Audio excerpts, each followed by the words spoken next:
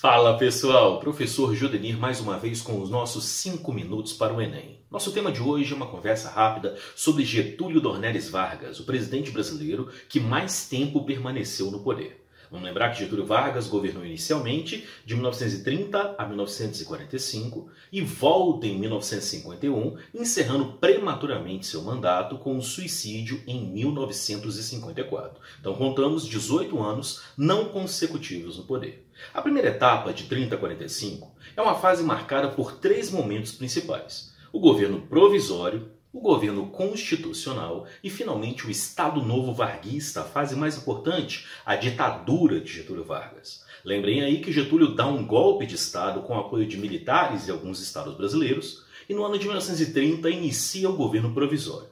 Governava por meio de decretos e enfrentou problemas com o Estado de São Paulo. Aquela guerra civil que foi conhecida como a Revolução Constitucionalista de São Paulo. Finalmente, em 1933, uma Assembleia Constituinte foi convocada e uma nova Constituição é aprovada para o Brasil em 1934, promulgada, sempre é bom lembrar. Em 1934, Getúlio é escolhido pela Assembleia e inaugura sua curta fase constitucional, de 1934 a 1937. Nessa fase, embates políticos intensos marcados pelo conflito entre a extrema-direita e a extrema-esquerda, a chamada filosofia do integralismo e a Aliança Libertadora Nacional, são os 2 grandes embates que acontecem nessa etapa. Basicamente, a esquerda e a direita brigando e o presidente Getúlio altamente favorável a alguns dos grupos políticos da extrema-direita que ganhavam força na Europa. Isso estimula, em 1937, a apresentação pelo governo de um plano falsificado, sabemos hoje, chamado Plano Cohen, que seria um plano dos comunistas para tomarem conta do Brasil.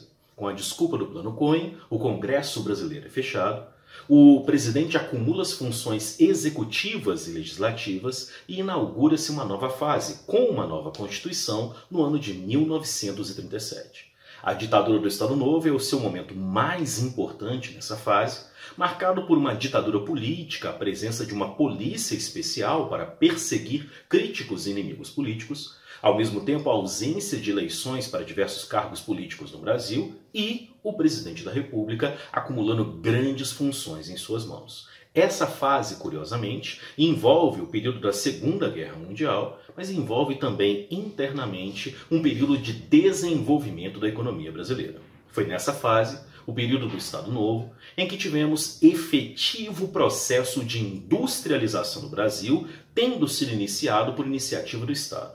Um processo que envolvia substituição de importações, mas principalmente envolvia o Estado brasileiro tomando a frente. A siderurgia, a indústria química, a fábrica de motores, indústria pesada começou a ser montada no Brasil a partir da Era Vargas. A iniciativa estatal tem uma repercussão também importante, no sentido de que um governo de tendência fascista, o qual Vargas admirava e seguia várias das práticas, levou ao estabelecimento de um Estado interventor na economia, levando à criação de uma legislação trabalhista que colocava o Estado como intermediário entre a relação entre os patrões e os empregados.